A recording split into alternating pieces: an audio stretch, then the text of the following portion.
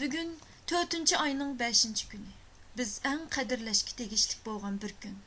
Yani barın azadlıq körüşüge 20 yıl bolğan gün.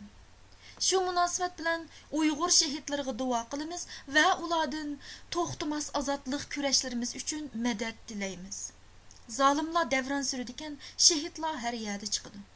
Ama Uyghur şehitleri ən yardımcısız qalğan, ən ümid kesilgen, ən yalğız ahval astıdımı? Ümitni öz canları ve kanları arkalık yaratıp bizge kaldırgan en kahraman şehitlerdir. Yani dünyadaki şehitlerin gül tacıdır. Allah ulağa en güzel cennetini ata kılay. Şehitler ölmez. Amin.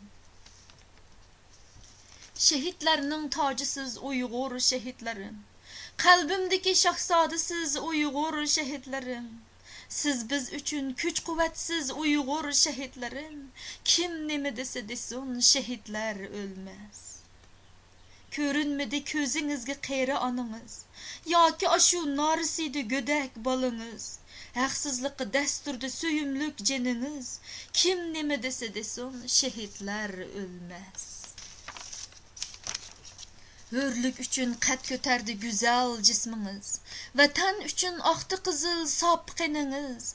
Qiynaşlağı boy bəmidi ruhiniz. Kim neme dese desin şehitler ölmez. Yavuz Xitay güçlük dedi özünü.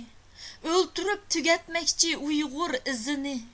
Ama Allah güçlük hemidin. O sebepten şehitler hiç ölmez. Şehitlerin meşelimsiz kolumdaki. Kompasımsız karanguda yolumdaki.